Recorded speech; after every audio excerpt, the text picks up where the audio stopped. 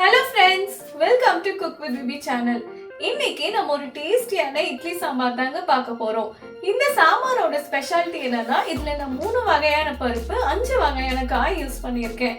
அதனால ரொம்பவும் ஹெல்த்தியும் கூட. வாங்க எப்படி பண்றதுன்னு பார்க்கலாம். ஒரு குக்கர் எடுத்துக்கோங்க. அதுல 1/4 கப் துவரம் பருப்பு, 1/4 கப் பாசி பருப்பு, 1/4 கப் மசூர் தால் எடுத்து நல்லா வாஷ் பண்ணி எடுத்து வச்சுக்கலாம். இப்போ பருப்பு முழுகிற அளவுக்கு தண்ணி எடுத்துக்கோங்க. 1 டீஸ்பூன் ஜீரகம், 1/2 டீஸ்பூன் மஞ்சத்தூள், ஒரு 6-7 பல் பூண்டு, கொஞ்சமா எண்ணெய் விட்டு நல்லா மிக்ஸ் பண்ணிக்கோங்க.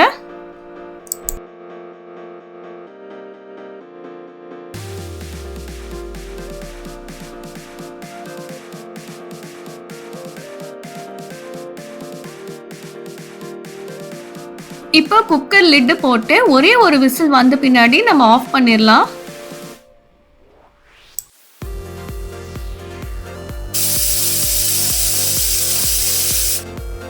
வெயிட் இறங்கின பின்னாடி நம்ம குக்கர் ஓபன் பண்ணி பார்க்கலாம்.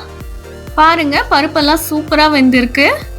இப்போ நம்ம கரண்டியாலே நல்லா மிக்ஸ் பண்ணி மசிச்சுக்கலாம்.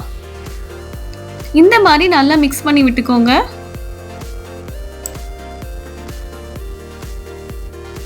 இப்போ வெஜிடபிள்ஸ்லாம் சேர்த்துக்கலாம். 1 கப் கேரட்,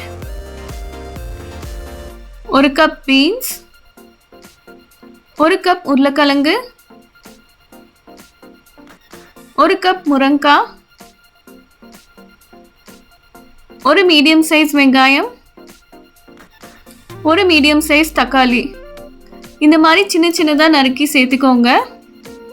இதோட நம்ம கத்திரிக்காயும் ஆட் பண்ணால் ரொம்பவே சூப்பராக இருக்கும். என்கிட்ட கத்திரிக்காய் இல்லாதனால நான் இன்னைக்கு யூஸ் பண்ணலை. அதோட இன்னும் கொஞ்சம் தண்ணி ஊற்றி நல்லா மிக்ஸ் பண்ணி விட்டுக்கோங்க.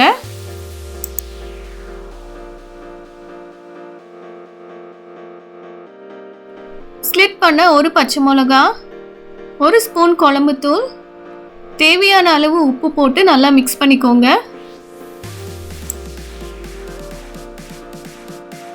அடுத்தது கெட்டியா கரைச்சு 1 டேபிள் ஸ்பூன் புளி போட்டு நல்லா மிக்ஸ் பண்ணிக்கலாம்.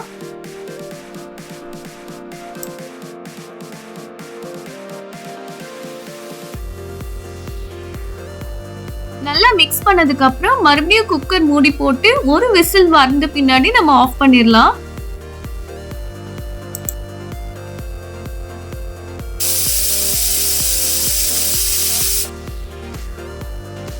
வெயிட் இறங்கின பின்னாடி குக்கர் ஓபன் பண்ணி பார்க்கலாம். பாருங்க, காய் எல்லாம் சூப்பரா வெந்து வந்திருக்கு. அடுத்தது நம்ம இதுக்கு ஒரு சூப்பரான தாளிப்பு கொடுத்துடலாம்.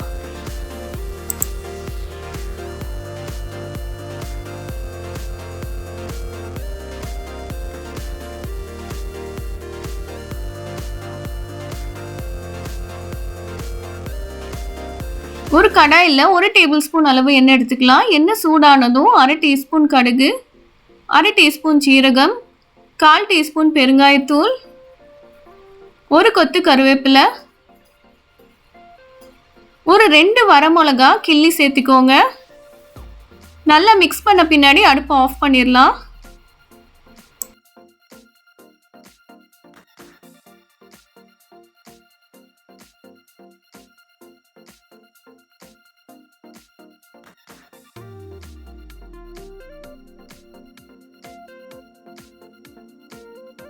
தாளிச்ச மிக்சரை நம்ம சாம்பாரோட சேர்த்து நல்லா மிக்ஸ் பண்ணிக்கலாம்.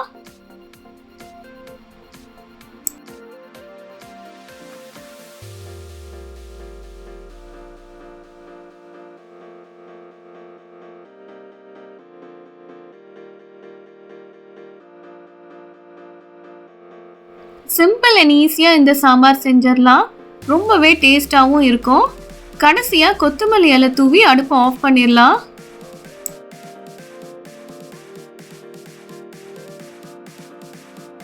அவ்வளோதாங்க, ஹெல்த்தியான சாம்பார் ரெடி. இது இட்லியோட சாப்பிடும்போது ரொம்பவே அல்டிமேட்டாக இருக்கும். ட்ரை பண்ணி பார்த்துட்டு எப்படி இருந்துச்சுன்னு சொல்லுங்க. உங்கள் சமையல் பயணத்தை சுவையாக மாற்ற எங்கள் சேனலை சப்ஸ்கிரைப் பண்ணுங்க. தேங்க்யூ.